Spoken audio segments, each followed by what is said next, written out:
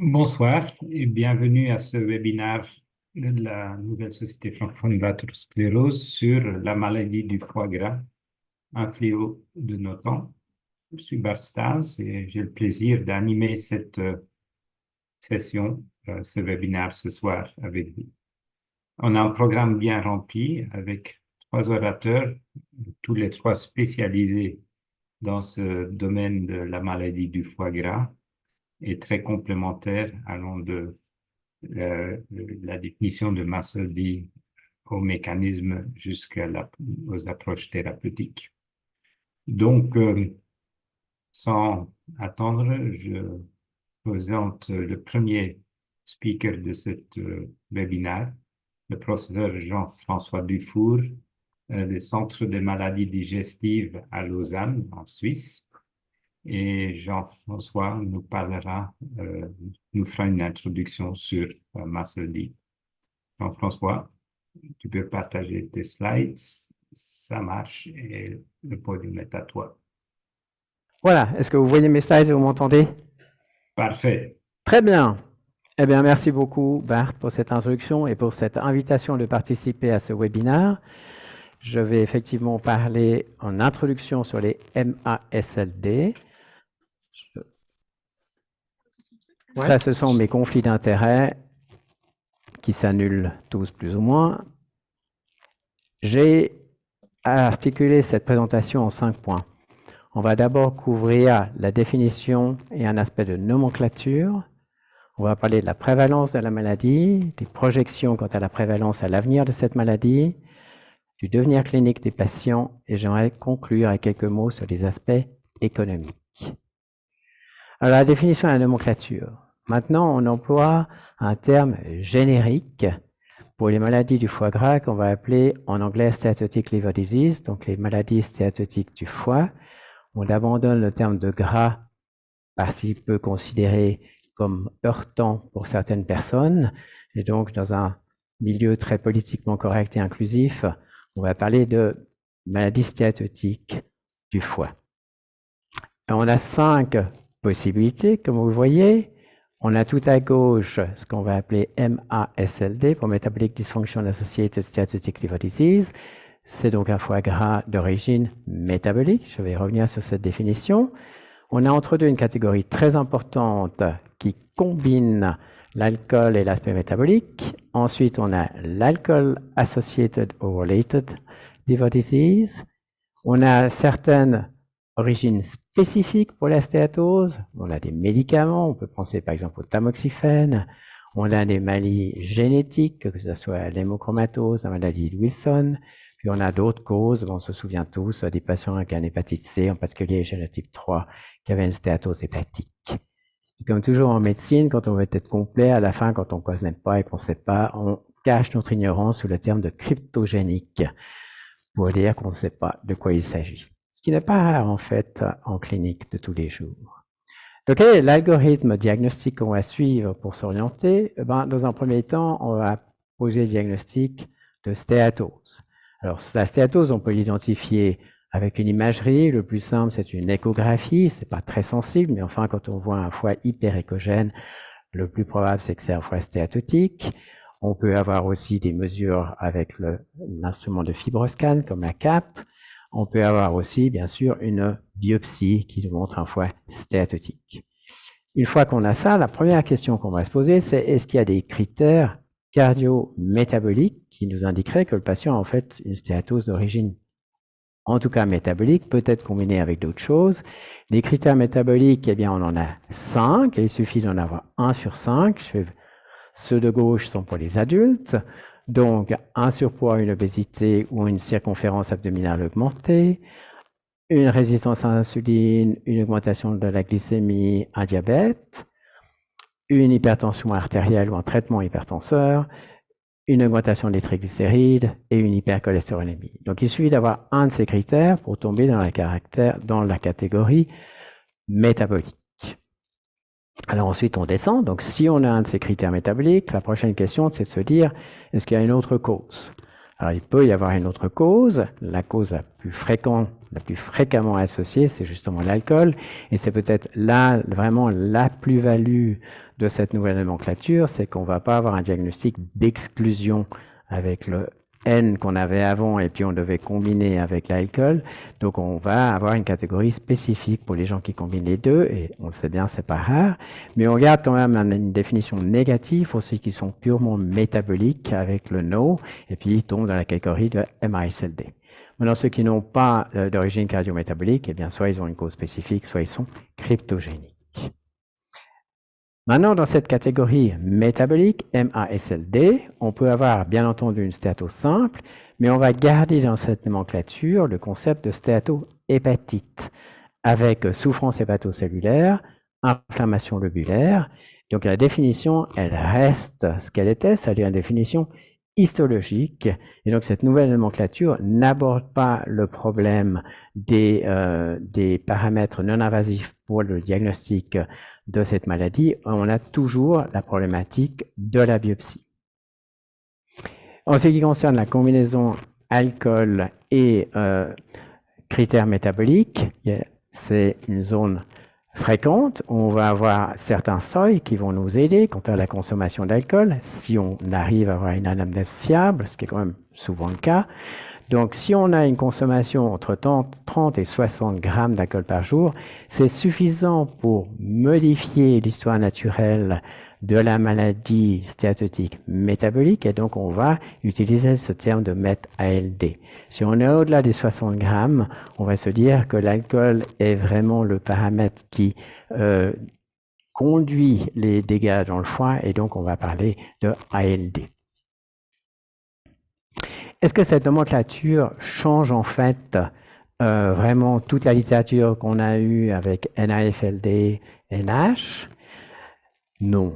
En fait, on regarde le même objet, mais d'un angle différent. Donc, les ombres peuvent être un tout petit peu différentes. Mais maintenant, il y a de nombreuses publications qui nous montrent qu'en fait, il n'y a pas de changement.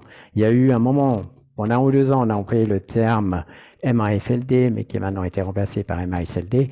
Et plusieurs études, alors je vous montre à gauche une étude des États-Unis, avec la CAP pour la stéatose, il y a une étude française basée sur l'accord de la FEF, et à droite, une étude asiatique sur Hong Kong où la stéatose est définie par magnétique résonance spectroscopie, et en fin de compte, la différence entre NAFLD et MASLD, c'est de 2%.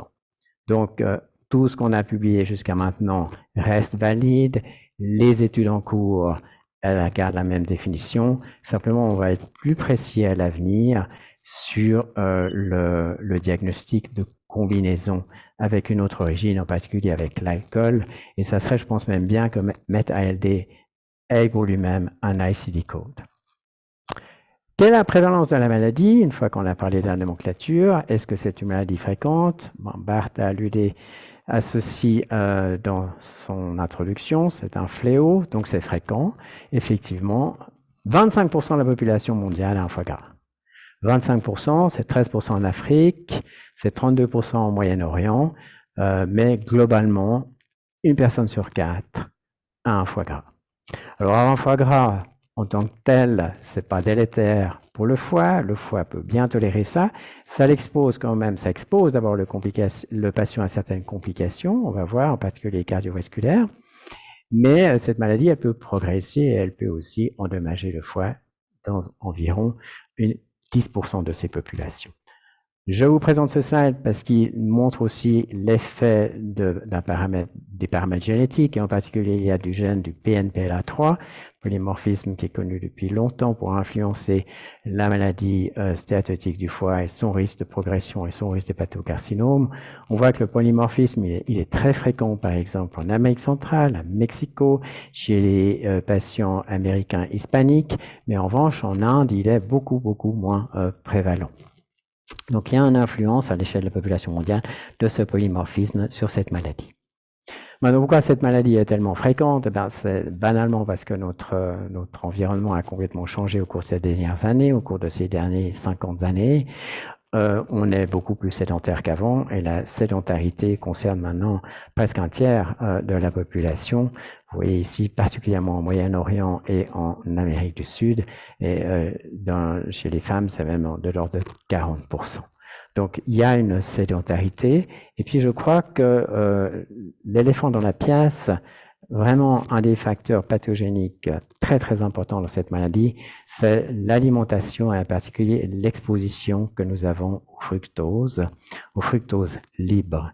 Vous voyez ici l'évolution de la consommation de fructose de 1960 à 2000, et entre les années 1975 et 1985, il y a vraiment eu une augmentation exponentielle de la façon dont nos aliments ont été supplémentés en fructose et en fructose libre. Et c'est pas un hasard si Ludwig a décrit cette maladie en 1980. Donc le fructose joue, à mon avis, un rôle très important pour expliquer la prévalence du foie gras dans la population. Bien entendu, la prévalence du foie gras, il dépend aussi dans quel type de patient on va regarder. Donc, si on s'intéresse aux diabétiques, on a un foie gras qui est beaucoup plus fréquent. En Afrique, c'est de l'ordre de 30%, mais en Europe, ça va jusqu'à 68%. Donc là, on identifie déjà une population de patients qui ont davantage de foie gras, et je me suis permis d'adapter ce slide d'une figure d'un papier de Sven pour montrer l'effet aussi sur la fibrose. Ce sont les carrés rouges. La présence de stéatose avec fibrose avancée. Donc, si on prend la population, 25% de patients avec une stéatose, mais entre 1 et 2% qui ont une fibrose avancée. Chez les patients obèses, c'est 80% avec une stéatose. C'est toujours intéressant de voir que même des super obèses peuvent ne pas avoir de stéatose. Et 10% de ces patients vont avoir une fibrose avancée. Et chez les diabétiques, alors 65% avec une stéatose, mais là, jusqu'à 17% de patients avec une fibrose avancée. Donc là, on a vraiment une population à risque. Quelles sont les projections à l'avenir pour cette maladie? Alors, contrairement à l'hépatite B, pour laquelle on a un vaccin depuis longtemps et on peut contrôler l'hépatite B et l'hépatite C qu'on peut guérir relativement facilement maintenant, et ce sont des maladies qui devraient devenir moins fréquentes. Pour la maladie qui nous intéresse, eh bien, ça va augmenter. Le surpoids et l'obésité deviennent de plus en plus prévalentes. Et puis, alors, les chiffres en ce qui concerne le diabète sont absolument hallucinants. On va avoir une progression du diabète dans la population mondiale qui est énorme. Et on va avoir vraiment des centaines de millions de gens avec un diabète et donc avec probablement un foie gras et pour un pourcentage non négligeable avec une fibrose hépatique. Ce qui fait que cette maladie devient aussi pour nous hépatologues vraiment très fréquente dans ses complications. L'indication à la transplantation à cause d'une NASH augmente et c'est l'indication qui augmente le plus rapidement au cours de ces dernières années. Et on a des projections en termes de millions d'habitants qui est aussi très importante. Vous voyez là les données du groupe de Homi Razavi, publié dans Hepatology en 2018, où on a à gauche pour la Chine, l'Angleterre et les États-Unis, le nombre de millions de personnes affectées. Alors, si on prend le Royaume-Uni, ça va passer de 14 millions à 17 millions en 2030. Et donc, le nombre de patients avec une cirrhose, ça va être 200 000 qui va doubler à 400 000.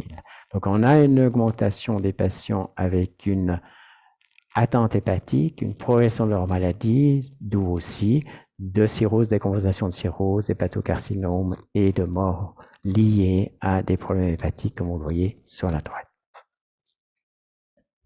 Quel est le devenir clinique de ces patients? Alors, je crois que la première chose à dire, c'est que le foie, il fait pas mal. Et donc, ce n'est pas les patients qui viennent vous consulter parce qu'ils ont des douleurs. Donc, c'est des patients qui sont, on peut le dire, asymptomatiques. C'est vrai que souvent, quand on commence à regarder leurs symptômes, ils sont souvent fatigués, ils sont souvent associés aussi à des formes de dépression. Mais dans l'ensemble, ce sont des patients qui sont tout à fait asymptomatiques. Et donc, il va falloir trouver les patients et les détecter. Mais c'est quand même un marqueur d'une maladie systémique. Et moi, j'ai beaucoup de patients qui ont un syndrome obstructif, un syndrome d'apnée du sommeil obstructif. C'est vraiment pas rare que c'est associé à la stéatose hépatique. Bien entendu, il va y avoir les patients du fait de l'obésité, de la sédentarité, qui vont avoir des lithiases vésiculaires. On a déjà parlé du diabète de type 2. C'est souvent des gens sédentaires, sarcopéniques. Ils peuvent avoir une atteinte rénale avec le temps. Ils surchargent leurs articulations, ils vont avoir de l'arthrose, ils vont avoir de l'arthrite, des problèmes cardiovasculaires et, comme je vais vous montrer aussi, des risques de cancer. Et enfin, il y a une association avec la résistance à l'insuline, via la résistance à l'insuline, avec le syndrome polykystique ovarien. Donc, de quoi meurent ces patients? Alors ça, c'est l'étude Princeps. C'est l'étude qui a vraiment été la première à montrer ça. Ça a été reproduit de nombreuses fois depuis. C'est une étude de moyenne taille avec 619 patients venant de différents pays. Et cette étude a montré que ces patients meurent en premier lieu de maladies cardiovasculaires. 38%. Donc, plus d'un tiers des patients qui ont une stéatose hépatique vont mourir de problèmes cardiovasculaires, d'où l'importance de rechercher et de traiter les problèmes cardiovasculaires chez ces patients. Ensuite, ce sont des cancers, mais pas les cancers du foie, d'autres cancers, donc 18%. Et seulement après vient le foie avec la cirrhose et ses complications, l'hépatocarcinome et la transplantation. En ce qui concerne les cancers, alors oui, ce sont les patients qui vont avoir les hépatocarcinomes, mais l'hépatocarcinome est relativement rare. Le risque, il va augmenter de façon très importante. Le relatif risque, c'est par 25. Au moment où les patients vont avoir une cirrhose, chez les patients qui ont juste une stéatose simple ou qui ont un tout petit peu de fibrose, le risque, il est pas tellement plus grand que la population, mais il augmente de façon importante chez les cirrhotiques. Mais en termes de nombre, puisque le cancer colorectal et le cancer du sein sont beaucoup plus fréquents, si on augmente encore leur fréquence et le risque, eh bien là, vraiment, il faut vraiment détecter chez les patients et être sûr que nos patients qui ont une stéatose hépatique ont des colonoscopies à partir de l'âge de 50 ans et aussi des détections avec des mammographies. Je vous montre cette étude de UNOSI tout récente parce qu'elle, au fond, confirme qu'il n'y a pas vraiment de grande différence entre MASLD et NAFLD. En ce qui concerne à gauche les démographiques et la clinique des patients, l'âge est à peu près le même, il y a une petite prédominance de mâles, il y a des caractéristiques métaboliques qui sont plus fréquentes dans la MASLD, mais ça tient évidemment à la définition même. Au milieu, c'est très important parce qu'on a des critères non invasifs diagnostiques, pas être validés et qui sont quand même employés et recommandés. On voit que ce soit le FIB-4 ou que ce soit le ELF, ce sont les scores qui ont la même précision chez les patients NAFLD et chez les patients MASLD. Et donc, ces scores nous permettent de détecter ou d'identifier les patients à risque, c'est-à-dire ceux qui ont une certaine fibrose. Et à droite, on voit la mortalité chez ces patients avec les risques cardiovasculaires et de cancer, comme je vous l'ai dit. Et il n'y a pas de grande différence entre NAFLD et MASLD. Il faut détecter ces patients. Ils sont asymptomatiques. Il faut vraiment que les médecins traitants, dans les tests annuels ou de check-up, prennent les tests hépatiques. Et puis, il faudrait absolument que tous nos laboratoires calcule automatiquement le FIB4, basé quand même sur des paramètres simples, l'âge, l'AST, les plaquettes. Certes, le FIB4, on sait, il a ses limitations, mais ça nous permet quand même, chez les patients, d'exclure la présence d'une fibrose. En cas de suspicion de fibrose, on va escalader. On peut par exemple faire un fibroscan, et si on a une élastographie supérieure à 8, à ce moment-là, le mieux, c'est de référer le patient à un spécialiste. Donc, rechercher les patients, et c'est clair que ces chemins pour les détections et pour référer les patients, il faut surtout les implémenter dans des cliniques où sont ces patients, en particulier chez les endocrinologues, chez les diabétologues. J'aimerais terminer par quelques aspects économiques. Quel est l'impact économique et sociétal de cette maladie ? Ceci a été présenté par Homi Razavi à Paris-Nash l'année dernière. Si on regarde aux États-Unis, le coût annuel des patients avec un degré de fibrose F2, F3, les cirrhotiques, etc., et qu'on multiplie ça par la prévalence de la maladie, on se rend compte que les coûts, eh bien, le coût, il est de l'ordre en 2024 de quand même 15 milliards. Donc c'est énorme. Vous voyez que ça va augmenter de quelques milliards, 2 à 3 milliards au cours de ces prochaines années. Je vais vous expliquer dans le slide suivant. Et puis après, peut-être que ça va se stabiliser. En dessous, vous avez l'effet sur la vie, sur les qualis. Et là, on voit vraiment qu'il y a une augmentation au cours des prochaines années. Il y a vraiment un effet sur la Disability Adjusted Life Year qui est très important avec cette maladie. Donc, un impact économique, un impact sociétal non négligeable. Alors, on va parler, le professeur Franke va parler du traitement. Donc, le traitement, il va certainement venir avec un coût, et ça a déjà été modélisé. Donc, on part du principe qu'on va avoir un test de screening pour la MASH qui va pas coûter cher, hein. Par exemple un FIP4 ou quelque chose comme ça. Donc, c'est la petite barre bleue tout en bas. Donc, ça coûte pas très cher. Ensuite, une fois qu'on l'a identifié, les patients, il va falloir les suivre. Donc, on va commencer à faire d'autres examens, on va peut-être les suivre avec des fibroscans, donc ça a un certain coût. Et puis ensuite, il va y avoir le coût du traitement. Alors, le coût du traitement, il paraît peut-être pas énorme là, avec ces barres, mais ça quand même représente, comme je vous l'ai montré sur le graphe précédent, 3 milliards de dollars juste aux États-Unis. Donc, ça va avoir un impact sur la façon dont on va gérer notre santé. Est-ce qu'on est prêt? Alors, pas vraiment. Ça a été aussi publié récemment. Regardant si les pays européens étaient prêts face à ce fléau, regardant quelles étaient les politiques en place, s'il y avait déjà des recommandations, si la population connaissait la maladie, s'il y avait des données épidémiologiques, si on avait des programmes de détection et de management, bien, aucun de ces pays se trouve dans le jaune, hein. Les mieux préparés, ce sont peut-être les Anglais, mais nous en Suisse, et vous aussi en France, on n'est pas très bien préparés. Donc, c'est très bien qu'on ait ce genre de symposium. En conclusion, la maladie du foie gras, un fléau de notre temps, qui concerne plus de 25% de la population, qui est associé, n'oublions pas, à l'alcool, c'est quand même fréquent, au fructose. Alors là, toujours demander si les patients prennent des sodas, en particulier chez les jeunes. Ensuite, on le sait, à l'obésité et au diabète, et ceci nous permet de mettre en place des programmes de détection dans des consultations spécialisées. C'est une maladie qui conduit à des complications, en premier lieu cardiovasculaires et oncologiques, et puis c'est une maladie qui a quand même un impact économique très important. Je vous remercie pour votre attention. Et je conclue ici ma présentation. Merci beaucoup, Jean-François. On a le temps pour des questions. Le plus facile, c'est que vous levez la main et vous posez la question ensuite. Je ne sais pas s'il y a des questions. Vous pouvez aussi utiliser le chat si vous préférez. Je vais peut-être commencer avec une question. Donc, tu as bien montré que le changement de nomenclature NAFLD versus MASLD ne change finalement pas trop, mais on est parti surtout de NAFLD, les corps qui existent et qui sont recrutés dans les études cliniques qui sont actuellement en cours, parce qu'ils ont tous recruté avant la définition MASLD.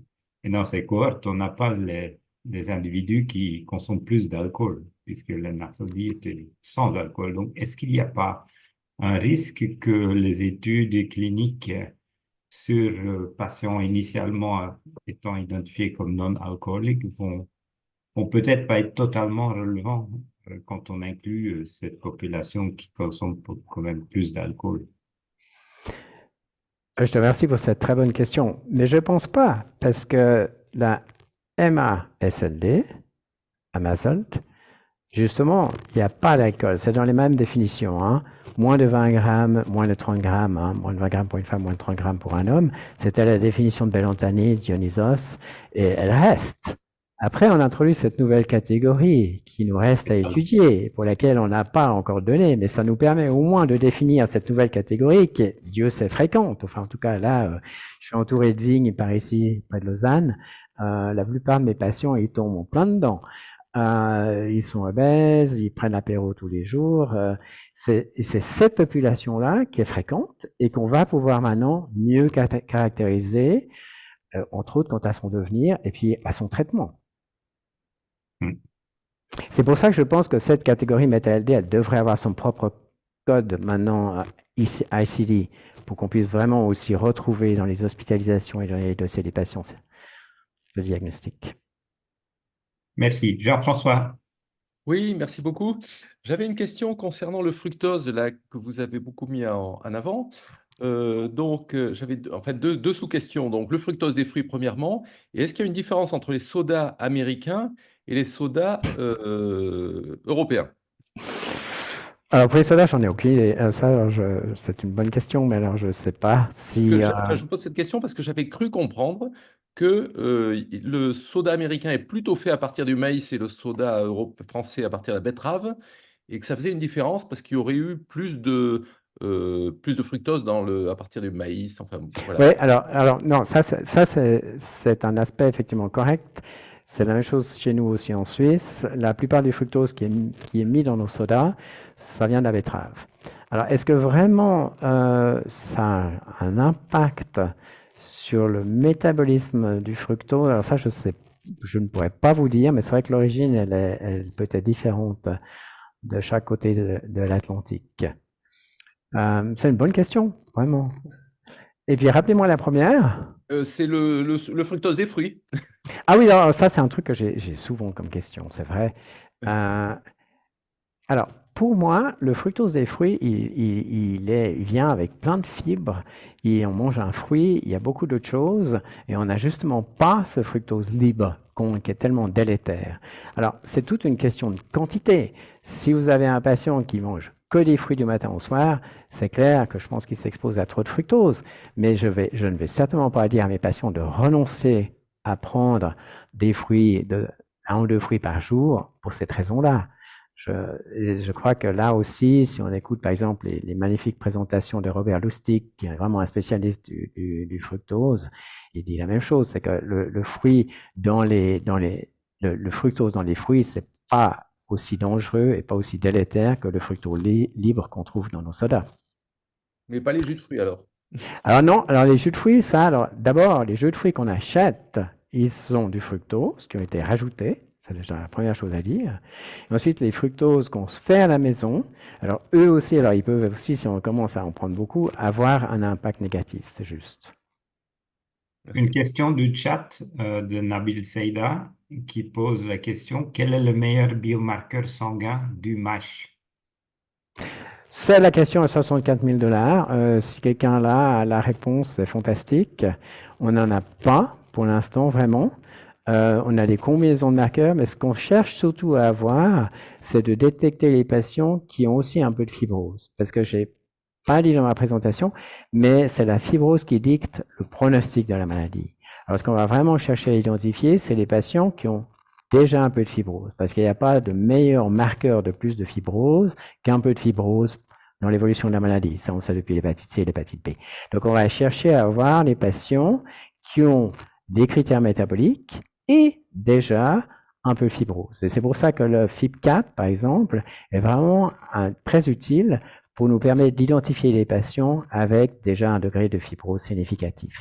Donc, on va surtout développer des critères diagnostiques qui nous permettent d'identifier les patients avec un MASH à risque de progression.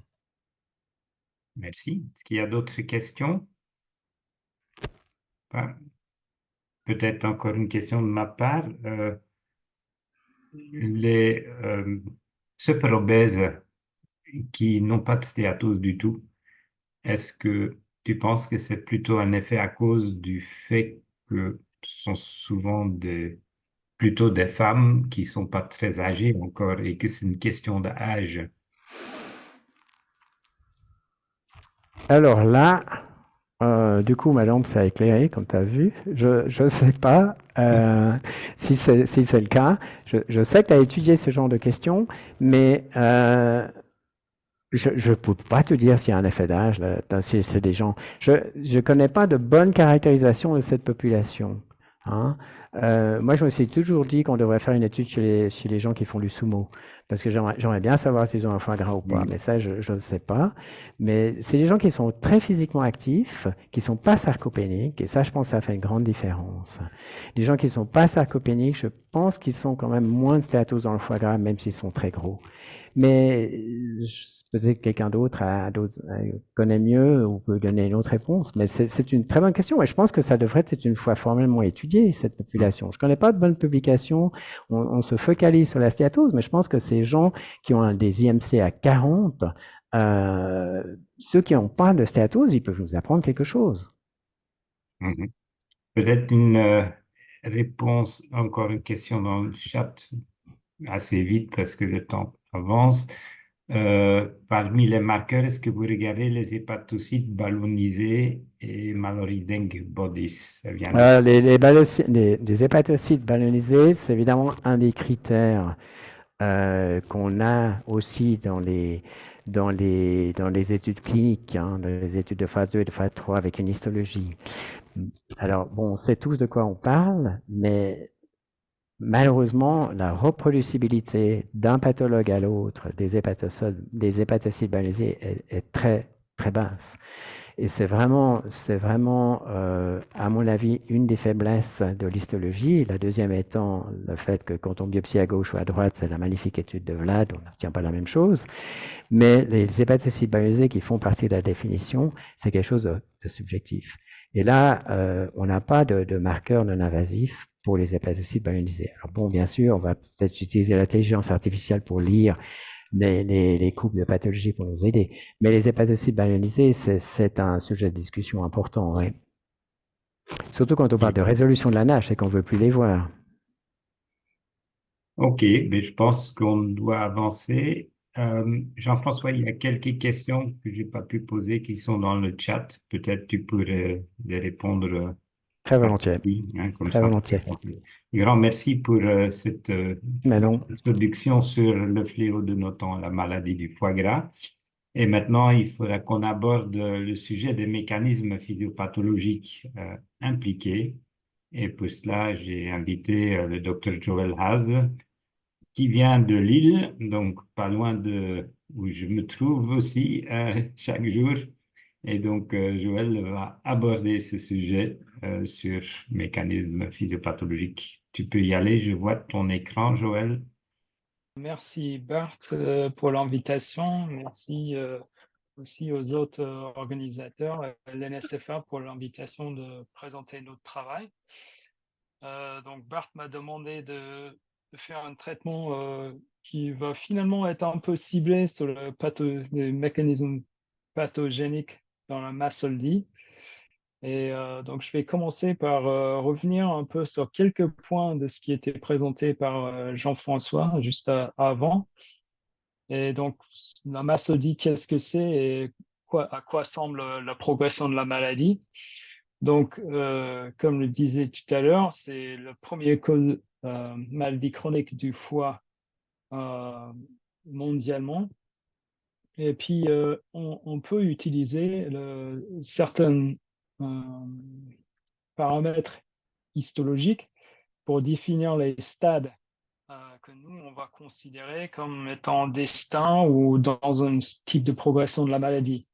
Donc, le premier, le plus précoce, c'est ce qu'on appelle c'est de façon prédominante, c'est de la stéatose. Et dans mon présentation, je vais utiliser MASL, M-A-S-L, pour l'abréviation. Et puis, de façon chronique, on peut développer un stade d'inflammation. Et en histologie, on va retrouver ce qui était discuté tout à l'heure, la ballonisation, donc les hépatocytes ballonnés, l'inflammation, qui est un paramètre très important. Et puis, dans certains cas, on aura la fibrose. Et c'est à partir de cette étape où on va considérer que la maladie est vraiment dans une façon considérée pathogène. Et puis, quand on va plus loin, on peut développer les fibroses plus ou moins sévères. Comme le disais tout à l'heure, donc c'est associé, le premier cause de mortalité chez les patients, c'est la maladie cardiovasculaire. mais aussi on a des complications telles que le diabète de type 2 et l'hépatocellulaire carcinoma, donc le cancer, qui sont beaucoup plus fréquents chez ces patients.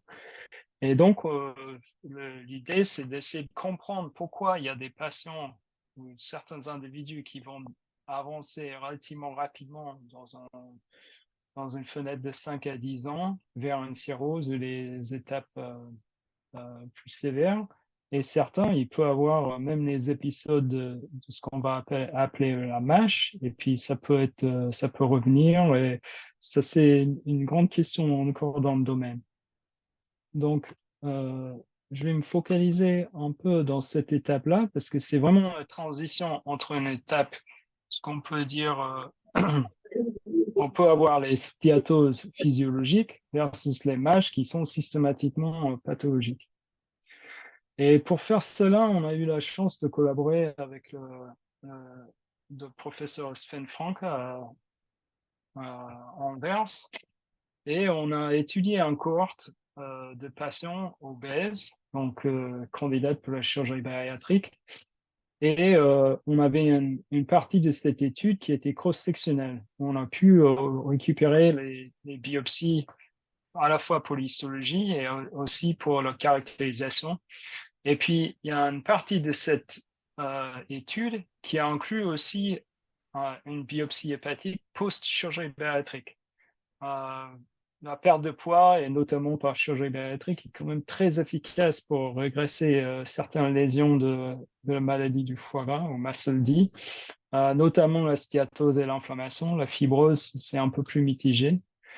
Et en tant que contrôle, on avait aussi une partie de cette étude qui était une intervention pour le mode de vie, qui a compris un conseil nutrition et un peu d'exercice pour essayer de perdre du poids. Ça a fonctionné, et il y avait des patients qui ont résolu leurs symptômes de MASH, mais pas toutes. Et donc, on va étudier ces trois groupes pour essayer de comprendre qu'est-ce qui se passe quand on a, en façon cross-sectionnelle, quels sont les patients et les signatures hépatiques qui vont être plus graves. Et puis, quand on va dans un cas de curative, qu'est-ce qui se passe? Donc, le premier parti, on a pris tous les patients, on a regardé les transcriptomes hépatiques, et on a fait une analyse transcriptomique qui permet de grouper les gènes qui sont corrélés à travers le cohorte cross-sectionnelle. Et on a groupé les gènes. Ici, on voit juste les couleurs, tous les gènes qui sont colorés en jaune, ils corrélés entre eux. Pareil pour toutes les autres couleurs. Et après, on voulait se demander comment ces gènes, ces groupes de gènes, changent après chacun des interventions qu'on a pu étudier. Et donc, pour lire cette graphique, j'ai représenté ce qu'on va appeler les modules. Donc, ça, c'est les blocs des gènes qui sont corrélés. Et avec chaque point, je représente le change avant, après chirurgie bariatrique. À gauche, on a les gènes qui sont augmentés, et à droite, on a les modules qui sont diminués par la chirurgie bariatrique. Par exemple, le module vert, il est augmenté, le module bleu, il est diminué.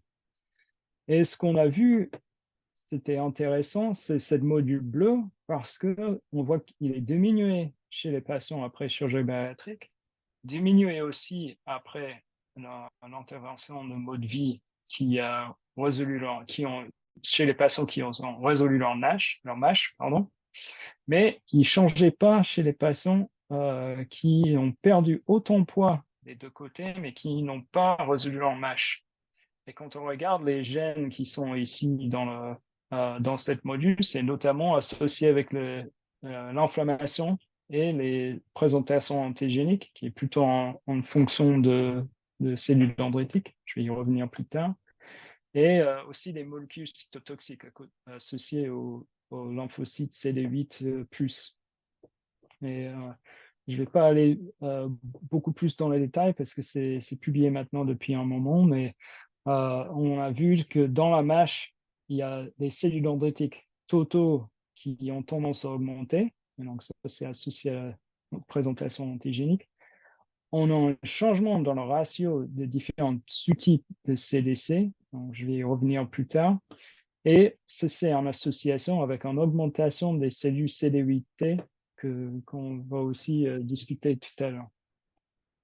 Donc, il semble que après cette première étude non biaisée sur la signature hépatique dans le contexte de la MASH, que les changements dans cet axe de cellules dendritiques et T est très important pour la résolution de la maladie. Et donc, je vais maintenant vous présenter un tout petit cours de ce que font les DC. Donc, c'est les cellules qui sont vraiment à l'interface de l'immunité innée et adaptative. Donc, elles expriment des récepteurs pattern recognition pour, comme les TLR, la famille, pour répondre directement aux DAMP et PAMP. Et puis, il peut sécréter les cytokines en fonction de l'activation. Dans certains cas, donc il y a deux sous-types, pardon, qui sont dénotés par leur marqueur XCR1, qui sont les CDC1, et CD172 alpha, ou le gène qui est SERP alpha pour les CDC2. Et les différents sous-types, elles ont des différents récepteurs, et donc elles répondent dans différents types de stimulus. Et elles sont expertes aussi dans la présentation de différents types d'antigènes. Après l'activation, elles vont exprimer ou upréguler l'expression de cet récepteur qui s'appelle le CCR7. Et c'est un récepteur chimiokine qui va leur permettre d'aller vers le ganglion où elles vont présenter aux cellules T. Et donc là, comme par rapport à ce que j'ai dit tout à l'heure, ça va être très important pour l'activation des cellules T et notamment la polarisation vers un phénotype CD4, CD8 ou plein d'autres choses. Et donc, juste pour rappeler, on sait que les DC totaux sont augmentés dans la MASH. Les DC1 ont tendance en ratio a tendance à diminuer par rapport aux DC2. Et les CD8T qui sont augmentés dans la MASH. Mais est-ce qu'on sait déjà on a quelques informations sur la fonction des DC? Est-ce qu'elles jouent un rôle vraiment dans l'évolution de la maladie à partir des études de souris? Donc le premier, ça a été fait maintenant il y a plus que 10 ans. Et ici, ils ont fait une stratégie de déplétion des cellules dendritiques et puis soumis les souris au régime MCD, donc Methionine Choline Deficient. Donc c'est très efficace, on voit que ça augmente l'inflammation de la stéatose qu'on voit sur la gauche. Et puis quand on fait un marquage pour les cellules immunes, CD45, on voit une accumulation plus importante chez les souris qui ont plus de décès avant de commencer le régime. Donc ça suggère que les décès vont plutôt être protecteurs dans ce contexte. Pareil, quand on peut regarder aussi avec le Sirius Red qui marque la fibrose, et on voit dans le même cas, sans les décès, on a une augmentation de la sévérité de la fibrose, même si dans ce modèle, ça reste relativement modeste. Alors, plus récemment, il y avait des études qui ont regardé les différents sous-types, et parce qu'on n'a que les outils génétiques pour les CDC1, il n'y a que les études sur les CDC1, et selon le type, le modèle génétique qu'on utilise, on a les réponses contradictoires. Donc, il y a encore une grosse question sur que font ces différents sous-types. Et de façon plus importante, les DC, en fait, c'est une cellule qui est relativement minoritaire dans le milieu, même si elle est très forte en régulation, comme on peut voir sur cette dia. Et donc, on ne connaît pas tous les phénotypes qui sont disponibles dans la MASH pour cette sous-type. Donc, pour répondre à cette question, on a retourné sur notre modèle de souris qu'on a soumis à un régime high fat, high sucrose avec du cholestérol, comme vous pouvez voir ici, parce qu'on a trouvé que ça mime relativement bien beaucoup de paramètres de la maladie chez l'homme, notamment l'obésité et insulinorésistance, et les signatures inflammatoires qu'on peut trouver à la fois chez l'homme que chez ces souris-là. Et on a pris le parti pour isoler les cellules dendritiques en enrichissant par fax, parce que comme je disais tout à l'heure, si on n'a pas un enrichissement de ces cellules, on a très peu de résolution et donc très peu d'informations sur les études de single-cell RNA-seq. Ensuite, on a fait une encapsulation pour le single-cell et je vais vous présenter maintenant les résultats qu'on a trouvés.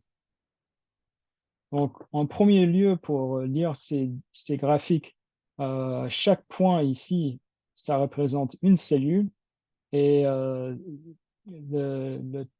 la similarité entre le transcriptome est résumée en deux axes, relativement similaires à un APC.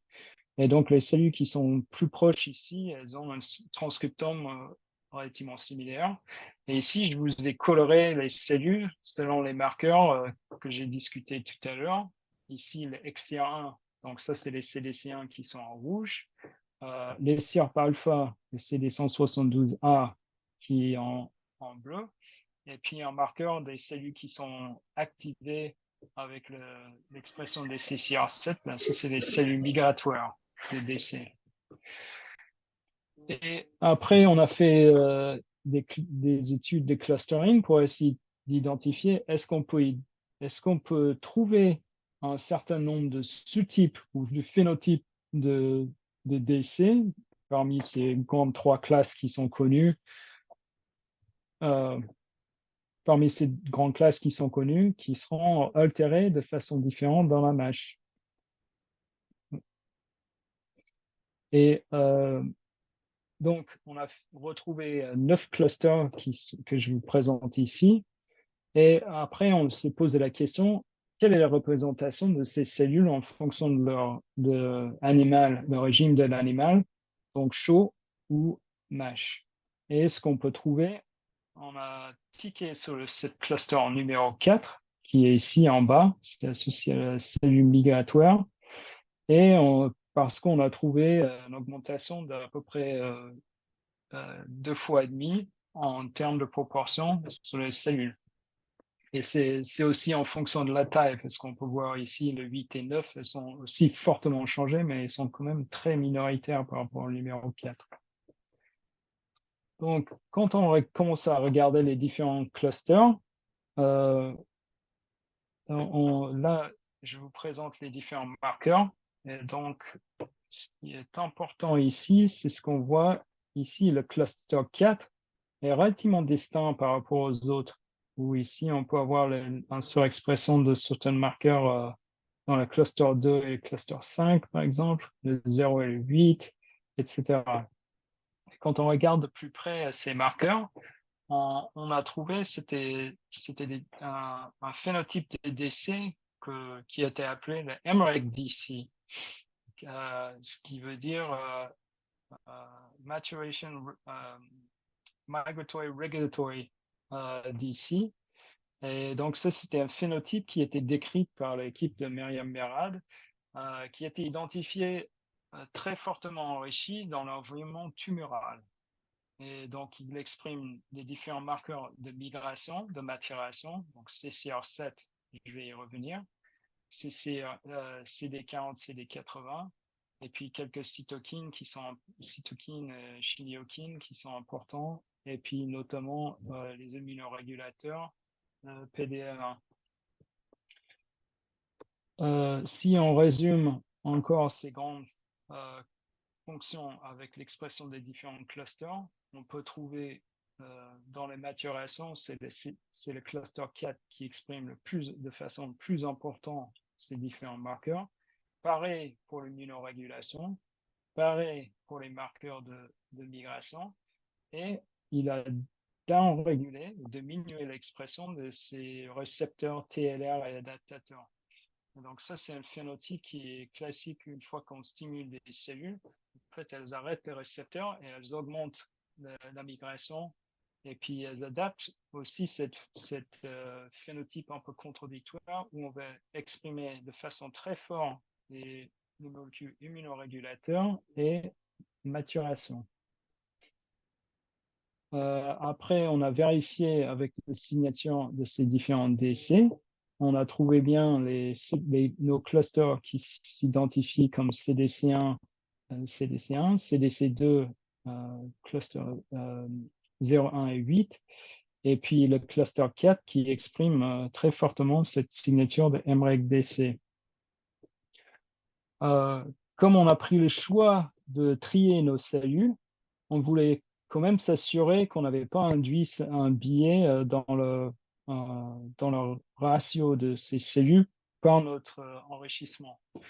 Donc, on est revenu sur nos cellules et nos souris pour faire une quantification de ces cellules par deux autres moyens. Donc, le premier, c'était multicolor flags, donc fluorescence un peu classique. Donc ici, je vous montre les histologies où on a une stéatose quand même très massive et puis pas beaucoup, il n'y a pas de foyer inflammatoire qu'on peut voir ici, mais on les voit ailleurs sur la dia.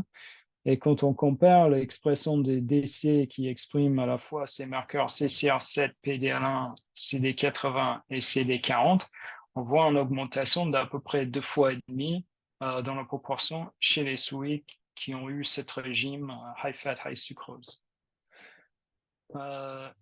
Et après, on était s'intéresser aux données qui sont dans le domaine public pour essayer de voir est-ce que c'est une observation qui est unique à nous ou est-ce que les autres l'ont trouvé et sont passés dessus. Donc, on était voir les données de Liver Cell Atlas qui étaient publiées par l'équipe de Ghent maintenant il y a presque 2 ans. Et on a regardé les cellules qui viennent de régime chaud et régime Western Diet, qui est quand même très similaire à notre régime. Ici en rouge, je vous montre le petit cluster qui représente les MREG-DC par rapport à notre signature. Et si, encore une fois, on compare la proportion entre les cellules qui viennent de leur chaud, contrôle, ou les cellules qui viennent de leur régime Western, on voit à peu près une augmentation de 2,5 fois en termes de proportion de ces fameuses cellules. Et puis, après, on s'est demandé à quel point ça peut arriver. Dans notre protocole et dans celui-ci, on a regardé au bout de 6 mois de régime. Donc, c'est relativement tardif et puis la maladie est quand même bien installée. Et pour faire cela, on a encore consulté les données qui sont disponibles dans la littérature. Et ici, on avait la chance d'avoir un régime en cinétique, où on a l'analyse single-cell RNA-seq, soit à 12 semaines, soit à 24 semaines, encore de régime Western Diet. Et ce qu'on peut voir dans les deux cas, on a augmenté au moins presque 2-fold, avec une légère augmentation, aggravation à 24 semaines. Et ici à droite, je vous montre l'histologie. On peut apprécier que l'avancée de la maladie est quand même relativement modeste par rapport aux 24 semaines et ce qu'on a vu dans notre modèle. Donc, tout ça pour dire, on a identifié dans la MASH 3 phénotypes majeurs des DC, donc les CDC1, les CDC2 et les MREG-DC. On a une augmentation d'à peu près 2 à 5 fois plus de cellules en proportion de toutes les cellules lunes qu'on trouve dans le foie dans le contexte de la MASH. Et ce qui est intéressant, c'est que MREG-DC, ça augmente relativement tôt, au moins dès 12 semaines, ou ça peut être dans un stade de dysfonction non métabolique associée à une stéatose, mais pas encore nécessairement un stade, ce qu'on va appeler MASH chez la souris. Et donc, comme je vous ai dit tout à l'heure, on avait un axe qui va impacter les cellules T. Et donc, on s'est posé la question, est-ce que ces MREG-DC vont avoir un impact sur le phénotype de cellules T dans la MASLD?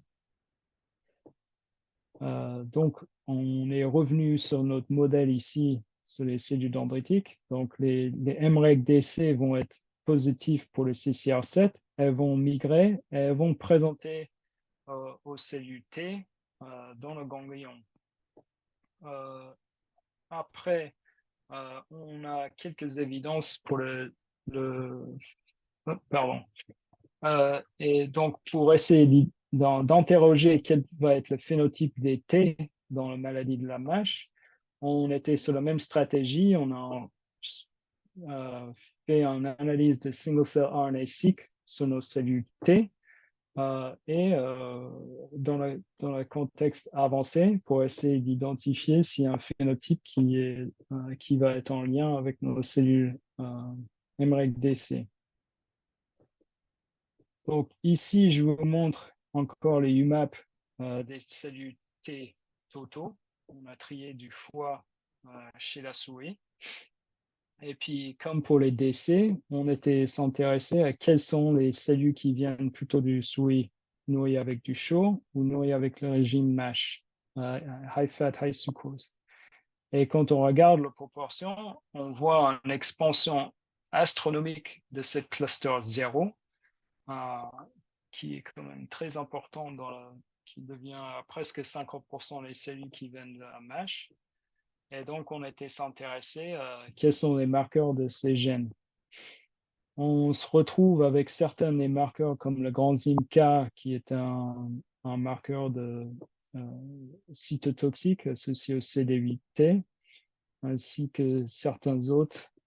Et puis, quand on regarde de plus près, retomber sur une signature des T, CD8T, qui était décrite par l'équipe de Matthias Heickenwalder et Percy Noller maintenant il y a 3 ans, qui exprime le CXCR6 et qui, pour eux, ils proposent que ça devient des cellules qui vont vraiment impacter et faire le hepatic injury dans la MASH.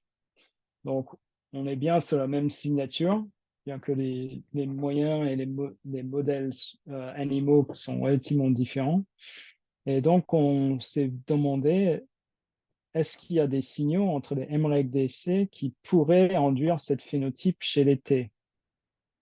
Et pour faire cela, on s'est replié sur une méthode bioinformatique. Là, c'est le NicheNet, qui est un moyen d'estimer la communication intracellulaire. C'est totalement bioinformatique. Mais je vous explique un peu le principe. On va regarder dans une cellule qu'on va dire qui est un sender. Et dans le sender, il va avoir les ligands qui vont exprimer et éventuellement les molécules d'adaptateurs.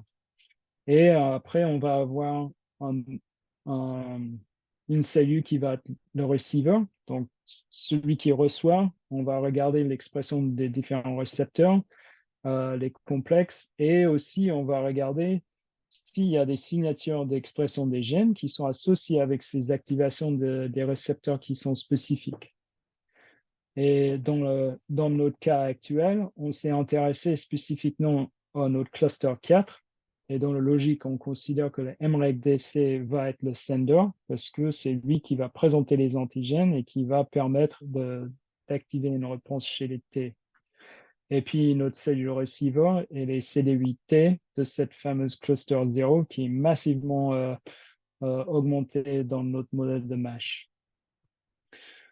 Et donc, maintenant, je vais exposer un peu les résultats qu'on a trouvés.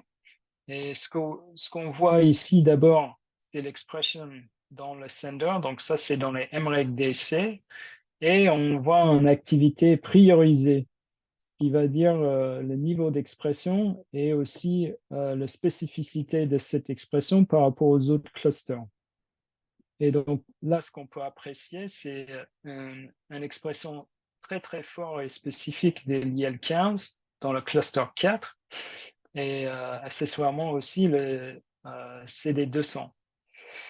IL-1 bêta étant aussi un ligand potentiellement impliqué, mais pas spécifiquement dans l'interaction avec le cluster 4 et les CD8.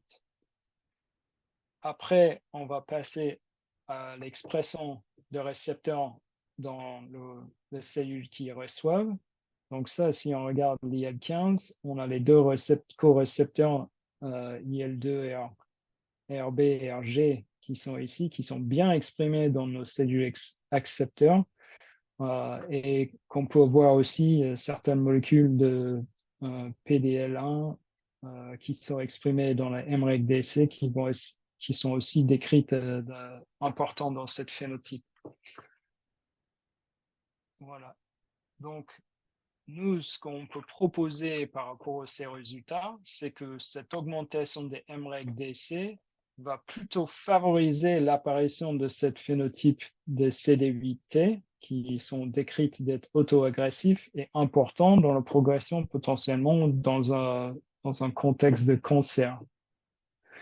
Donc, pour terminer, je vais juste toucher quelques mots sur les populations et comment elles sont différentes dans la réponse à la maladie. Parce que, voilà. Donc, comme je vous ai montré tout à l'heure, on a nos 3 grandes classes qu'on revient faire sur les CDC1, CDC2 et MREC-DC. Et si on regarde dans cette graphique, ici, je vous ai coloré la proportion dans ces graphes en fonction de d'où viennent les cellules, soit de contrôle, soit de MASH. Et maintenant, on va comparer les cellules CDC1 chauds contre les cellules CDC1 dans la MASH, et ainsi de suite pour chacune des clusters. Et on va demander quels sont les pathways qui sont activés dans ces cellules.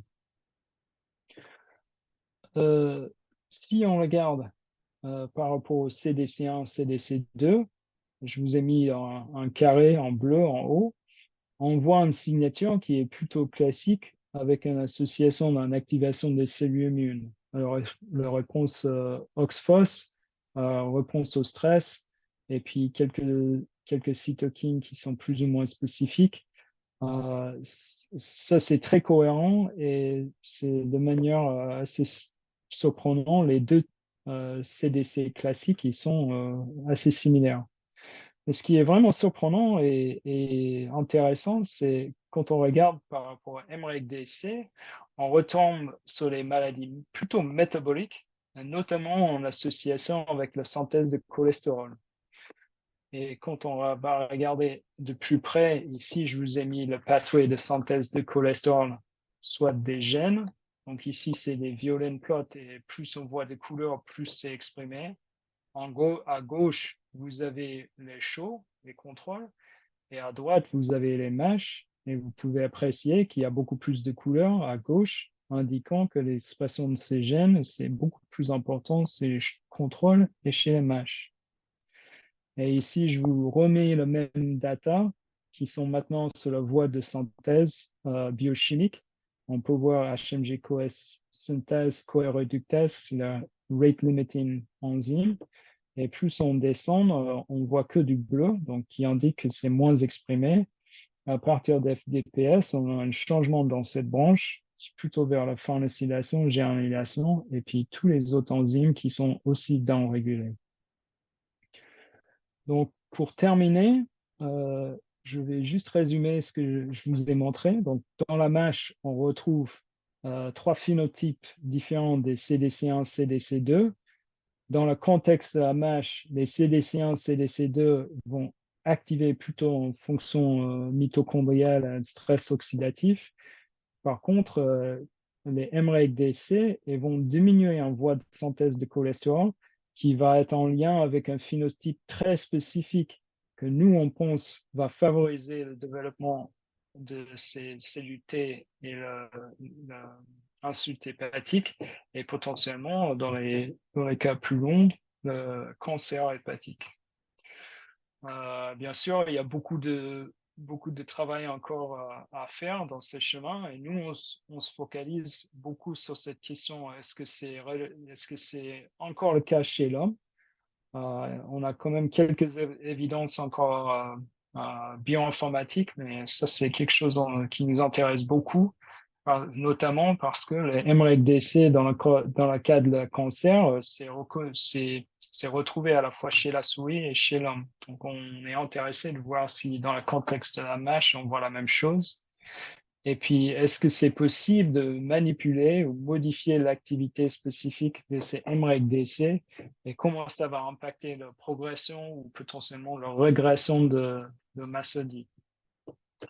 Donc, je vais remercier tout le monde de mon équipe et puis nos collaborateurs de longue date, notamment Sven, François Patou et puis une équipe aux États-Unis que je n'ai pas pu présenter le travail. Nos collaborateurs qui nous ont aidés à lancer le single cell, Fabien Delay et puis l'équipe avec Amélie Bonnefond. Et je vous remercie encore pour votre attention. Merci.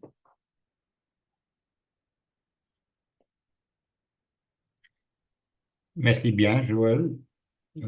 Tu peux peut-être arrêter le partage. Donc, maintenant pour quelques questions. Est-ce qu'il y a quelqu'un dans... Je vois Jean-François.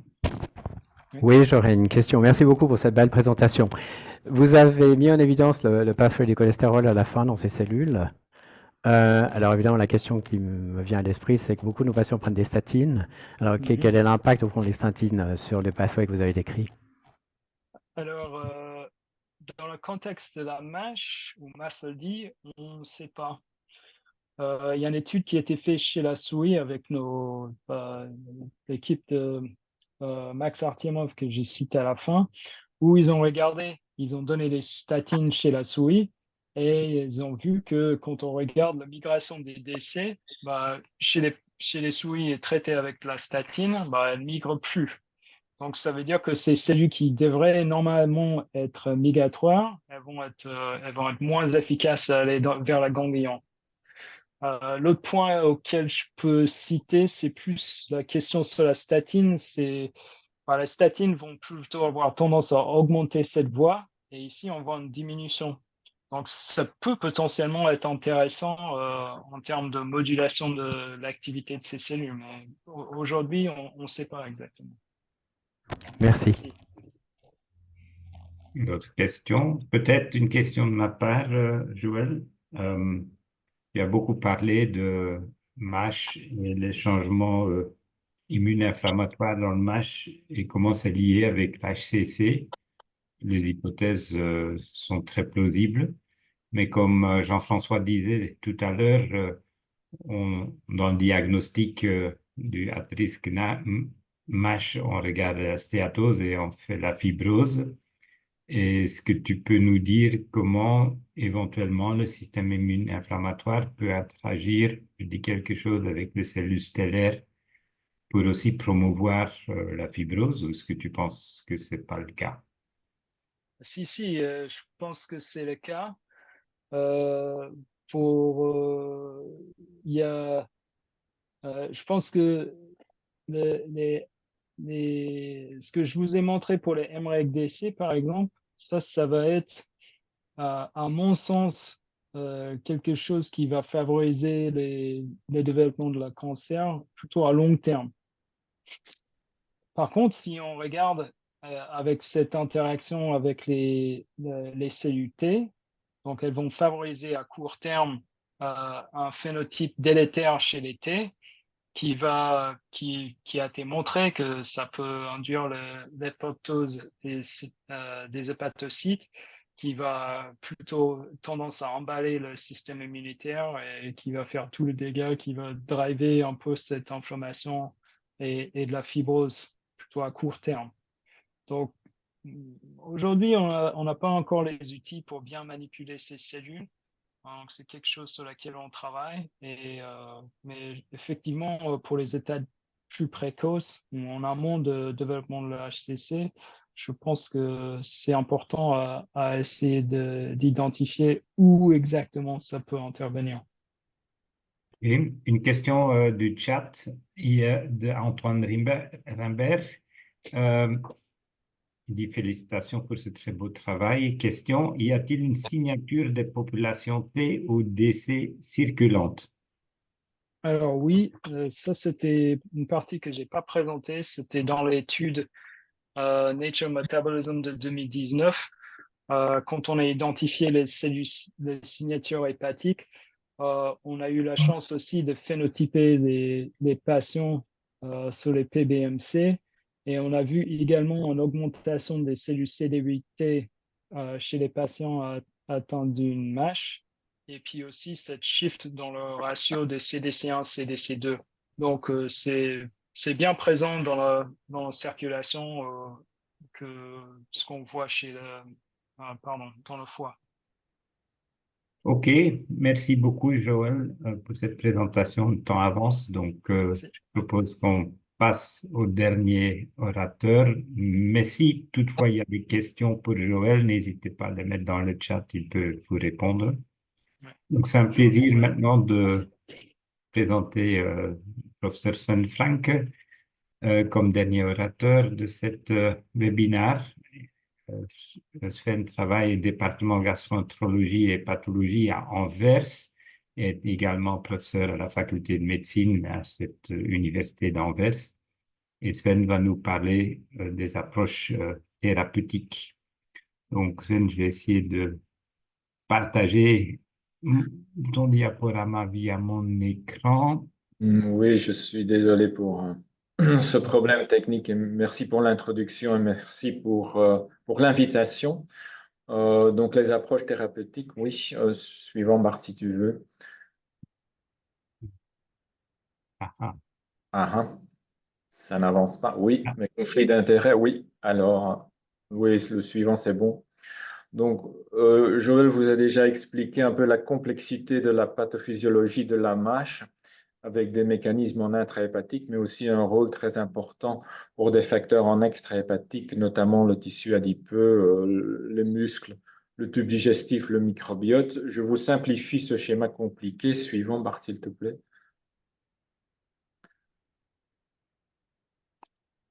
Donc, oui. Voilà, donc un schéma très simple pour vous expliquer que finalement, s'il y a une atteinte hépatique progressive en termes de progression de fibrose, finalement, ce qui se montre à gauche, il faut aussi savoir que tout est contrebalancé par des facteurs de réparation. Et donc, une maladie progressive va résulter d'un déséquilibre entre les deux. Et donc, à gauche, dans la MASH, on a la fibrogénèse, mais qui est évidemment poussée par des facteurs en amont, qui sont des souffrances hépatocellulaires et des processus d'inflammation, qui, à leur tour, sont impliqués par des facteurs en amont métaboliques qui se trouvent en intrahépatique, mais comme je viens de dire aussi en extrahépatique. Et donc, ce sont ces facteurs qui poussent sur la gauche qui finalement sont à la cause de ce déséquilibre qui peut mener à une maladie et une fibrogénèse qui avance vers la cirrhose. Donc, il faut avoir ce schéma simplifié en tête pour comprendre les approches thérapeutiques. Suivant. Ce qui est également important avant de me plonger dans une approche purement hépatologique, c'est de bien se réaliser qu'il y a des conséquences en extrahépatique, comme Jean-François a expliqué, et donc la stéatohépatite y contribue comme facteur indépendant, notamment dans les maladies cardiovasculaires. Donc, il y a plus que les facteurs de risque qui sont les mêmes pour les différentes maladies, il y a une contribution indépendante du foie aux maladies cardiovasculaires. Suivant. Donc, je pense qu'il faut bien avoir en tête ce schéma d'interaction multidirectionnel entre le foie stéatosique, le tissu adipeux, le système cardiovasculaire, le tube digestif, le diabète. Donc, tout est lié multidirectionnellement et donc il faut avoir une approche plutôt holistique de ce problème. C'est une maladie systémique, ce n'est pas une maladie isolée du foie. Suivant. Donc, oui, suivant. Donc maintenant, je vais vraiment me concentrer sur une approche purement hépato. Et donc, comme les facteurs métaboliques ont un impact majeur sur la maladie, améliorer ces facteurs métaboliques à long terme va se traduire en une amélioration de la maladie hépatique. Donc, améliorer la fonction du tissu adipeux, par exemple, en réduisant le poids, ça a un effet sur le foie. Bon, il faut au moins 7 à 10% de perte de poids pour avoir une régression de la fibrose. Malheureusement, très peu de patients y arrivent et savent maintenir ça à long terme. Suivant, Bart. Suivant, mais ça marche. Ça marche. Donc, le lifestyle modification est un élément clé dans l'approche qu'il faut bouger plus, il faut avoir une alimentation saine, il faut réduire les apports en calories. Suivant. Et suivant parce que ça dit plus ou moins la même chose. Et aussi la chirurgie bariatrique, ça marche. Parce que, évidemment, ça réduit significativement le poids. Il peut y avoir d'autres effets, on ne sait pas très bien, mais de toute façon, une perte de poids significative va se traduire en une amélioration de la stéatohépatite et à long terme aussi en une régression de fibrose. Suivant. Mais alors, qu'est-ce qu'on peut faire en pharmacothérapie? D'abord en phase 2, il y a d'abord les GLP-1. Vous connaissez tous les effets multiples des GLP-1 avec une perte de poids parce que ça a un effet sur l'appétit, sur la motricité intestinale. Il y a les effets bénéfiques cardiovasculaires, il y a l'amélioration du contrôle glycémique, il y a l'amélioration du bilan lipidique, mais est-ce qu'il y a aussi un effet sur le foie? Suivant. Donc, les meilleures données sont issues d'une étude de phase 2. L'étude de phase 3 est toujours en cours, du sémaglutide avec une période de traitement d'1 an et demi. Et ce que vous voyez à gauche en bas, c'est que la dose la plus haute de 0,4 mg à base journalière a un effet sur la résolution de la stéatohépatite, très significativement par rapport au placebo. Ce que vous voyez de l'autre côté, donc à droite, c'est que sur la régression de la fibrose, même si en termes de nombre, il semble y avoir une différence, il n'y a pas de différence significative entre le placebo et le sémaglutide, malgré 1 an et demi de traitement et malgré un effet quand même très marqué sur la stéatohépatite. Suivant. Il faut nuancer un tout petit peu. Oui, le slide suivant, s'il te plaît, Bart. Donc, il faut nuancer un tout petit peu ce résultat sur la fibrose parce qu'on dit, bon, il n'y a pas de régression de fibrose, c'est vrai, mais quand vous regardez les deux cercles à droite, le plus à droite, c'est le bras placebo, et puis à gauche de ce cercle, il y a la dose la plus élevée du sémaglutide. En bleu foncé, c'est ce que vous avez vu sur la slide précédente, c'est la régression de la fibrose avec pas de différence significative entre les deux. Mais quand vous regardez ce qui est en rouge, c'est ce qui progresse en termes de fibrose.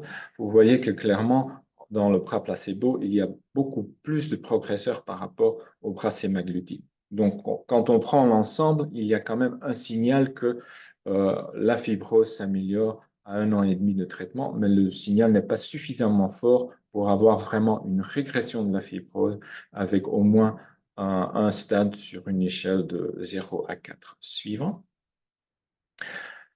Donc, le tirzépatine, donc un double agoniste GLP-1-GIP, vous savez tous que ça a un effet très marqué sur le poids. Oui, suivant. Est-ce que ça améliore le foie? On a déjà des résultats en non-invasif, donc avec l'IRM, la quantité de graisse au niveau du foie est nettement diminuée par le tirzépatine. Suivant. Est-ce qu'on a des données en histologie? Très récemment, Lily a montré cela dans une présentation. On n'a pas encore de présentation scientifique ni de papier pour vérifier les données. Donc, tout ce que je vous présente, c'est ce que Lily a présenté. Mais vous voyez qu'en termes de résolution de la NASH, donc la disparition de la NASH ou de la MASH, si vous voulez, il y a quand même un effet très net.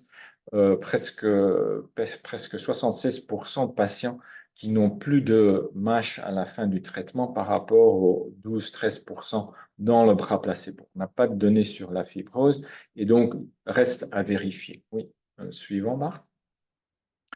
Le rétatrutide, c'est un peu compliqué à prononcer, mais c'est un triple agoniste, donc GLP-1, récepteur de glucagon et GIP. On n'a pas de données en biopsie, on n'a que des données en non-invasif, donc la quantité de graisse présentée récemment au Congrès américain en novembre, mais il y a un effet très net sur la quantité de graisse au niveau du foie. Et comme vous voyez, il y a à peu près 90% de patients qui n'ont plus de diagnostic de stéatose hépatique à la fin du traitement, ce qui est quand même très prometteur. Mais reste à savoir ce que ça donne en histologie. Ce qui est important aussi, c'est que vous remarquez en bas que les résultats en termes de perte de graisse en intrahépatique sont liés ou corrélés, en tout cas, à la perte de poids et la perte de périmètre ombilical. Donc, il y a de toute façon là aussi, comme avec lifestyle modification, chirurgie bariatrique, sémaglutide, etc., la perte de poids joue un rôle très important dans ce résultat. Est-ce qu'il y a un effet supplémentaire en surplus pour la perte de poids avec les effets en intrahépatique qu'on peut avoir avec les récepteurs glucagon et GIP? Ça, on ne sait pas. C'est possible, mais reste à démontrer. C'est un peu une différence avec le sémaglutide. Il n'y a pas de récepteur GLP-1 en intrahépatique. Donc, ce qu'on observe avec le sémaglutide est plus que probablement à 100% grâce aux améliorations cardiométaboliques et inflammatoires. Pour les autres double et triple agonistes, ça reste à voir s'il y a un effet supplémentaire de ces autres récepteurs qui sont dans ces agonistes. Slide suivant. Autre molécule en phase 2, c'est les PIPAR. Comme vous savez, c'est un sujet quand même aussi relativement compliqué. Il y a 3 isotypes avec une expression différentielle à travers les organes et les différentes cellules dans les organes avec des fonctions bien différenciées. Donc, il faut bien regarder chaque agoniste PIPAR à sa propre valeur. Suivant. Ce qu'on sait déjà, c'est par exemple, quand vous regardez à gauche, c'est encore une fois resolution of NASH, donc ne pas avoir le diagnostic de stéatohépatite à la fin du traitement. Et ce que vous voyez en bas, avec la pioglitazone, qui est un agoniste PIPAR gamma, donc avec une expression surtout dans le tissu adipeux, on a un effet très net sur la stéatohépatite. Par contre, quand vous regardez à droite, il y a une diminution du degré de fibrose en moyenne, mais on n'a pas de régression de fibrose en termes de régression d'un stade. Donc, on ne diminue pas d'un stade dans l'échelle de 0 à 4. Donc, en termes de définition de régression de fibrose, ça veut dire que le résultat est négatif. Il n'y a pas de régression de fibrose après 1 an et demi, voire plus de traitement. En haut, vous voyez l'élafibranor, c'est un double agoniste PIPAR alpha delta qui également a un effet sur la stéatohépatite, mais pas sur la fibrose et qui n'a pas été poursuivi dans son développement dans la NASH. Diapo suivant. Avec un agoniste pan-PIPAR, donc sur les 3 isotypes, nous avons démontré dans une étude de 6 mois de durée uniquement, donc si vous comparez au sémaglutide par exemple, avec 1 an et demi de traitement, c'est une période de traitement relativement courte. Malgré ça, on voit très nettement un effet sur à la fois la stéatohépatite, donc en haut du chart, et sur la fibrose, et sur la combinaison des deux. Donc, après 6 mois, ici, on a un effet à la fois sur la stéatohépatite et sur la régression de la fibrose, ce qui est probablement dû aux effets triple agonistes et une combinaison d'effets en extrahépatique et en intrahépatique de cette molécule. Suivant. Avec un effet sur le contrôle glycémique et sur le bilan lipidique qui est également bénéfique. Suivant. Autre molécule en phase 2, et je ne vais pas discuter toutes les molécules parce qu'il y a une très longue liste, mais les FGF sont également bien avancés dans leur développement. Vous savez les effets des FGF19 et FGF21 qui sont un peu différents. Suivant. Je me limite à vous montrer l'exemple d'efruxifermine qui est un analogue FGF21. Et vous voyez à gauche un effet sur la fibrose et à droite l'effet sur la stéatohépatite. Surtout l'effet sur la stéatohépatite semble être très marqué. C'est une étude de relativement courte durée et avec un nombre réduit de patients. Ça reste à confirmer, mais là aussi, il y a quand même des résultats qui sont prometteurs pour le futur. Suivant. Alors, avant de passer aux molécules qui sont en phase 3, il n'y en a pas beaucoup, Je voudrais juste vous faire remarquer que certains médicaments que nous utilisons déjà à l'heure actuelle pour le traitement des comorbidités, pour l'hypertension, pour les dyslipidémies, etc., parfois ces molécules ont un effet bénéfique sur le foie. Je vous montre l'exemple des thérapies antiplaquettaires suivant. Et il y a beaucoup de travail en préclinique, mais ici, c'est une petite étude en clinique qui montre d'abord que le nombre de plaquettes dans le foie MASH est augmenté par rapport au foie contrôle suivant. Et un traitement antiplaquettaire a un effet sur la quantité de graisse mesurée par IRM. C'est une petite étude, il faut encore confirmer, mais ça montre que ce genre de médicaments, comme l'aspirine, comme les statines par exemple, à court terme, sont certainement pas suffisamment puissants pour induire une résolution de la NASH ou une régression de la fibrose, mais à très long terme, ça a quand même un effet sur l'évolution naturelle de la maladie. Et dans une approche holistique, je pense que c'est important d'y penser et de faire en sorte que ces comorbidités soient traitées de façon adéquate parce que non seulement il y a le bénéfice cardiovasculaire, mais il y a un bénéfice aussi au niveau du foie. Slide suivant. Comme je vous ai dit, il y a un tas de molécules qui sont examinées pour l'instant. Je ne vais pas les détailler. Il y a donc beaucoup de promesses pour le futur, mais pour l'instant, on n'a pas trop de molécules et les exemples que je vous ai montrés n'ont toujours pas soit ni abouti la phase 3, soit pas d'approval pour l'indication NASH ou MASH. Suivant. Donc en phase 3, qu'est-ce qu'on a suivant? Donc premièrement, il y a les agonistes des récepteurs de l'hormone thyroïdien. Comme vous savez, il y a l'alpha et le bêta, donc ce sont des agonistes bêta qui sont en développement pour la NASH, pour éviter les effets délétères liés aux effets alpha. Le resmetirom est le plus avancé, stade suivant. Et donc, on a récemment communiqué les résultats, et ça vient d'être publié il y a quelques jours dans le New England, de la phase 3, donc une étude très large avec à peu près 1000 patients, 3 bras. Et comme vous voyez à gauche, il y a un effet sur la résolution de la MASH ou de la NASH, et il y a un effet sur la fibrose. Donc, en termes de régression de la fibrose, vous voyez que la différence entre le bras traitement actif et le bras placebo est de l'ordre de grandeur de 11 à 12%, mais c'est très significatif. Et comme vous voyez à droite, il y a aussi une amélioration du bilan lipidique, ce qui est attendu avec ce mode d'action de médicament. Slide suivant. Je ne vais pas vous détailler les effets délétères, mais en gros, la tolérance de ce médicament est excellent et aussi en termes de safety, il n'y avait rien de très particulier. Slide suivant. En termes d'amélioration métabolique, je vous ai montré qu'il y a un effet sur le bilan lipidique. Il n'y a pas d'effet sur le poids ni sur le contrôle glycémique.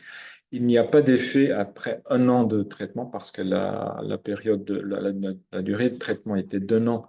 Il n'y avait pas d'effet sur la densité minérale osseuse, mais bon, ça reste évidemment à confirmer avec des études en long terme. De toute façon, c'est un résultat positif en phase 3.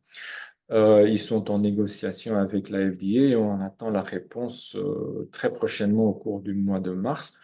Et donc, le monde des pathologiques, en tout cas, s'attend à ce que le FDA donnera son approval pour ce médicament. On ne sait pas les restrictions d'indication, mais en tout cas, ça semble être prometteur et plus que probablement, ça va être le premier médicament sur le marché avec MASH comme indication.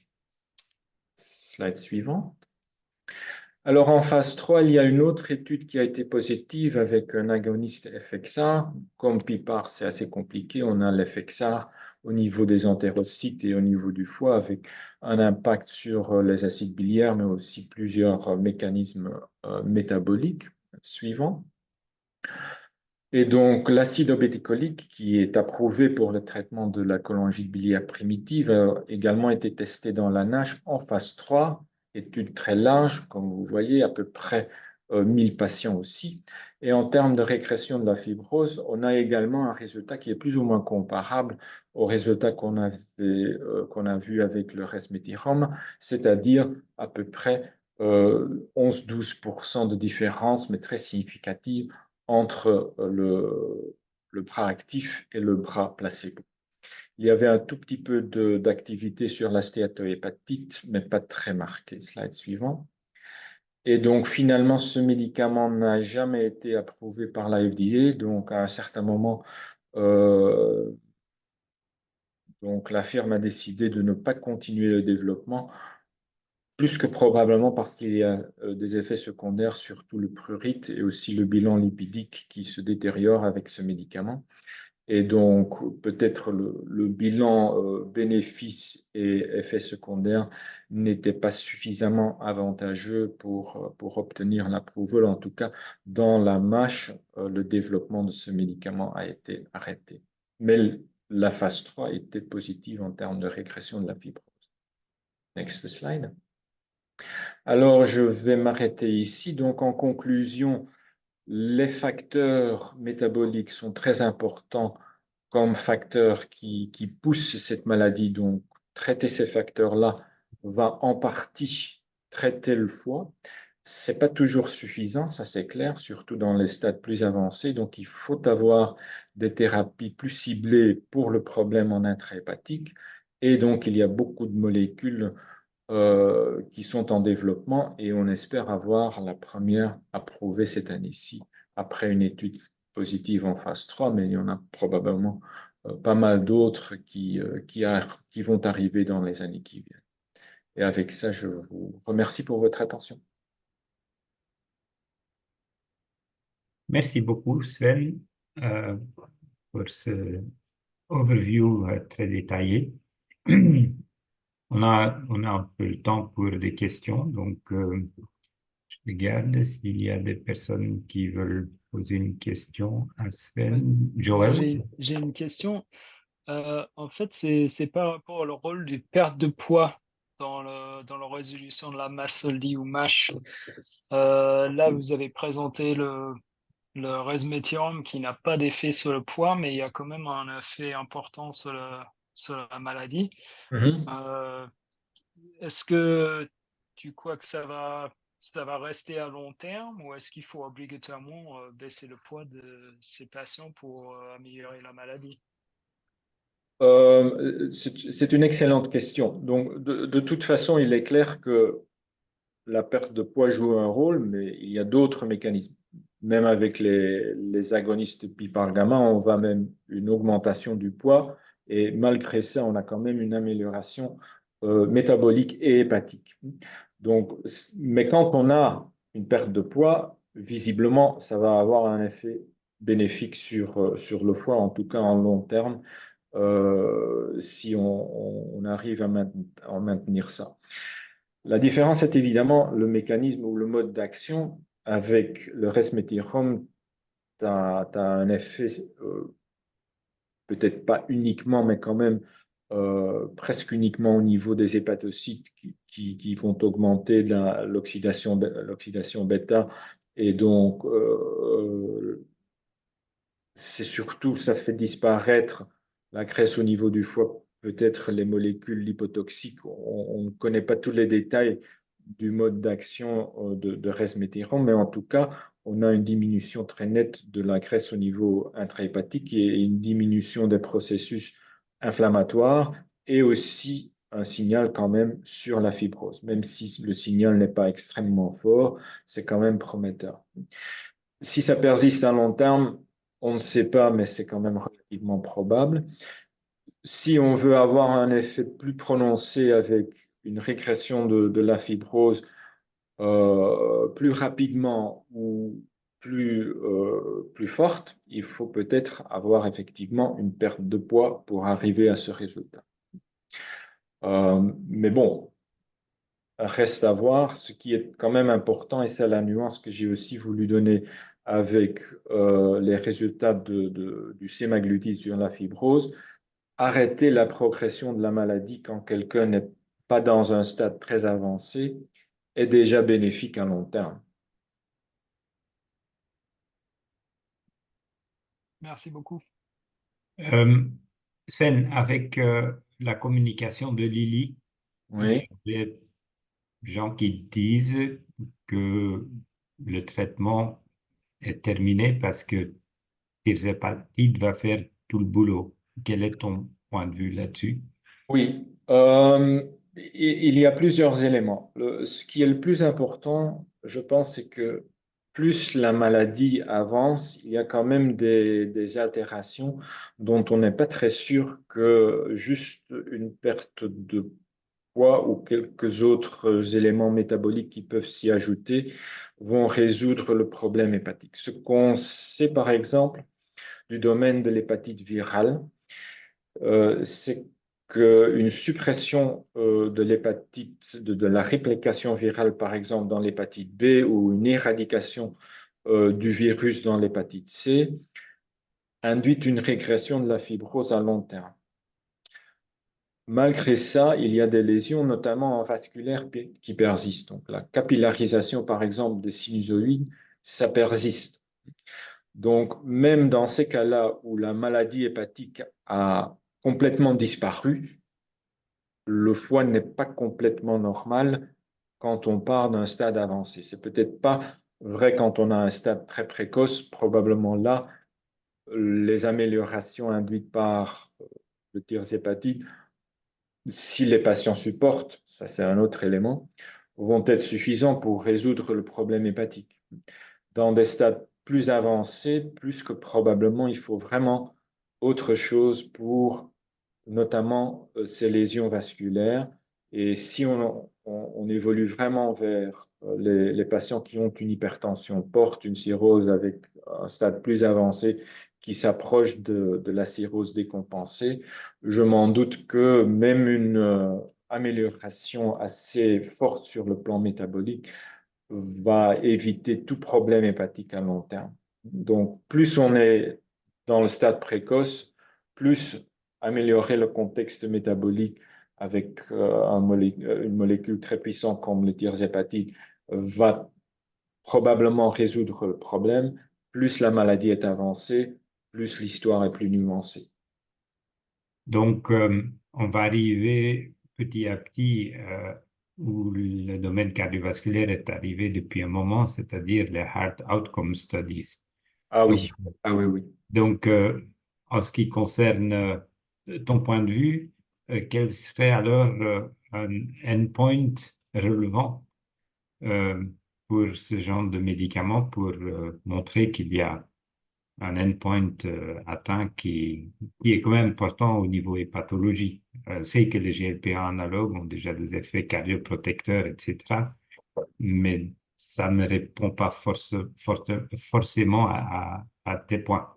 Hmm.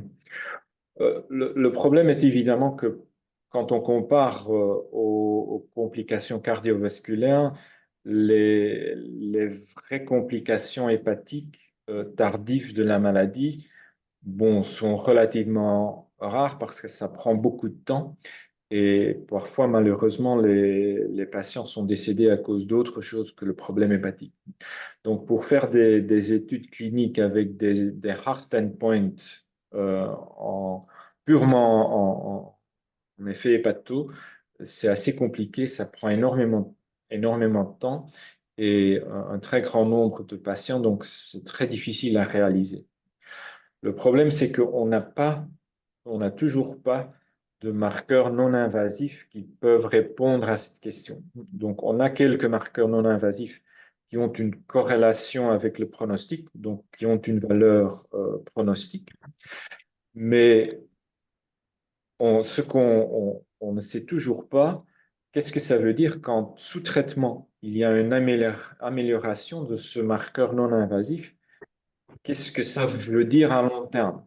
Tout ce qu'on a, c'est en cross-sectionnel et lié au pronostic du patient, mais on n'a toujours pas de données de bonne qualité qui peuvent nous dire qu'une amélioration dans un un test non invasif va se traduire en une amélioration en effet clinique à long terme. Donc, ça reste très difficile. Donc, encore beaucoup de travail pour les années à venir. Donc, avec ces mots, je pense qu'on arrive à la fin de notre webinaire sur le Muscle D. Je pense qu'il était fort intéressant et je tiens à remercier les trois orateurs brillants, Jean-François Dufour, Joël Haas et Sven Franke. Et j'espère que vous avez tous apprécié les présentations et la discussion et je vous souhaite une belle soirée. Au revoir et à bientôt.